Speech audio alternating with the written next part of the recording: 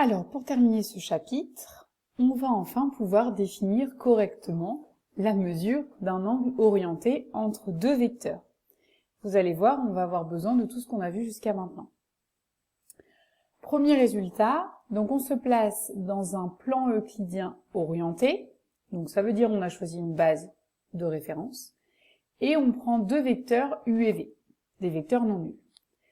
Il existe une unique rotation vectorielle, donc c'est-à-dire une unique isométrie vectorielle positive, telle que le vecteur U qu'on a renormalisé soit envoyé sur le vecteur V normalisé. Donc vous imaginez, vous dessinez deux vecteurs U et V, donc vous les dessinez dans R2, puisque vous imaginez un espace de dimension 2, mais attention, E c'est un espace quelconque, donc ça pourrait être une matrice, ça aussi, on les représente. Il existe une unique rotation qui permet de passer de l'un à l'autre. On doit normaliser les vecteurs parce que si U et V n'ont pas la même norme, c'est impossible par simplement une rotation que U soit envoyé sur V. Il vous faudrait aussi une homothétie pour le ramener à la bonne taille entre guillemets. Donc c'est pour ça qu'on les a normalisés, pour être sûr qu'en une rotation ça suffise. Donc il existe une unique rotation vectorielle, c'est-à-dire une unique isométrie positive, telle que R de U sur norme de U soit égale à V sur norme de V.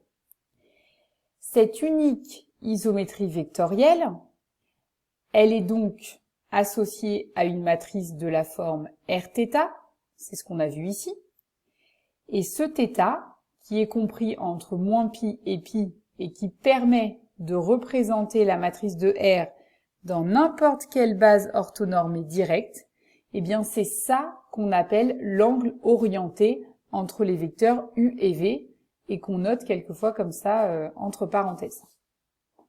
Donc il nous faut tout ça pour définir l'angle entre deux vecteurs dans un espace dans un plan euclidien quelconque, bien sûr.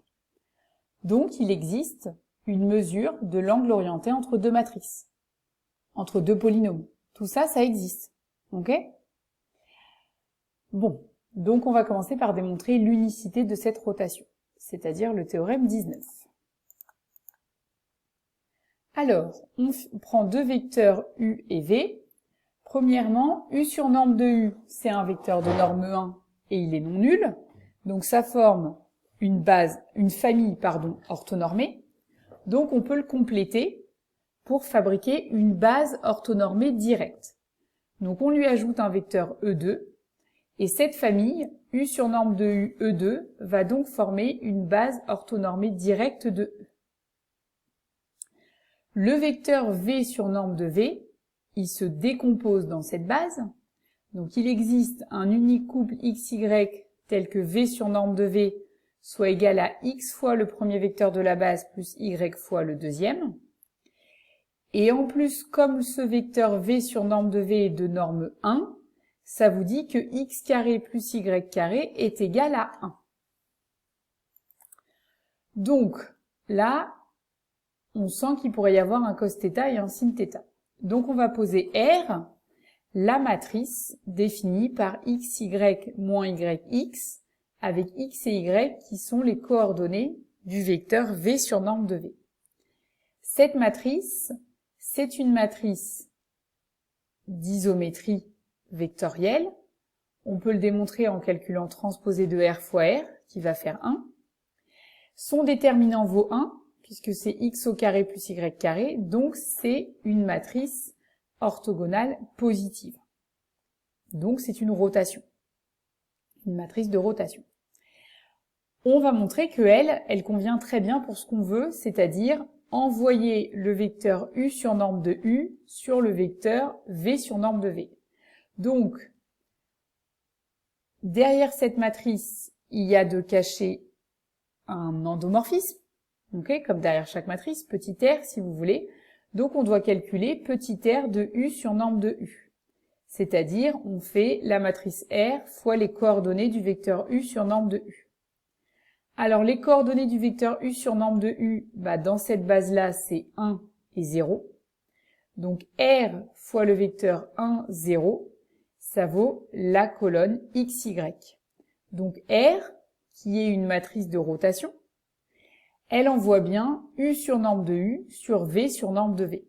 Donc elle répond bien aux critères du théorème, c'est-à-dire il existe, pour l'instant on a au moins fait l'existence, une rotation vectorielle telle que R de U sur norme de U soit égale à V sur norme de V. Alors l'unicité vient du fait que la matrice d'une rotation ne dépend pas de la base orthonormée directe choisie. Donc si on prend une autre base orthonormée directe, on obtiendrait quand même la même matrice R, donc on obtiendrait la même rotation petit r. Donc on a bien unicité. Et donc on a bien une définition correcte de l'angle orienté entre U et V. Dernier point de ce chapitre, la formule que vous connaissez par cœur pour calculer un produit scalaire dans R2, eh bien, elle est vraie dans un espace, dans un plan euclidien. Mais vous avez vu tout ce qu'il faut faire pour enfin réussir à arriver à cette formule. Alors là, il y a une parenthèse de trop, je vous l'enlèverai dans le poli. Donc, pour deux vecteurs U et V de E, le produit scalaire entre U et V se calcule en faisant norme de U fois norme de V fois cosinus de l'angle entre U et V. On va démontrer cette formule. Alors, on va utiliser les notations précédentes. Tout d'abord, U, V, on va se ramener à des vecteurs de norme 1. Donc on va mettre norme de U en facteur, comme ça on pourra diviser par norme de U. Et mettre norme de V en facteur dans le deuxième, comme ça on pourra diviser par norme de V. Donc finalement, le produit scalaire entre U et V, il vaut norme de U fois norme de V fois le produit scalaire entre ces deux vecteurs. Et puis si on reprend les notations précédentes, avec le X et le Y, si vous faites ce vecteur scalaire U sur norme de U, eh bien il va rester X, et ici ça va faire 0, puisque ce vecteur il est orthogonal à celui-ci. Donc il va vous rester X. Et X, puisque c'est le coefficient en haut à gauche de la matrice de rotation, eh bien en fait c'est cosinus de l'angle de la rotation. Donc c'est cosinus de l'angle entre U et V, et donc on retrouve bien la formule annoncée pour le produit scalaire. Deuxième formule, c'est avec le sinus. Cette fois, il faut le produit mixte. Donc je vous rappelle, c'est le déterminant de la matrice des coordonnées des vecteurs U et V dans une base orthonormée directe. Donc toujours avec les mêmes notations, le produit mixte entre U et V, il vaut norme de U fois norme de V fois le produit mixte entre ces deux vecteurs normalisés, dont les coordonnées sont 1, 0 et x, y, et donc on retrouve norme de U fois norme de V fois y. Et si on revient à la matrice R, le y, comme c'est le coefficient en bas à gauche, en fait c'est sinus de l'angle. Donc on retrouve la deuxième formule annoncée.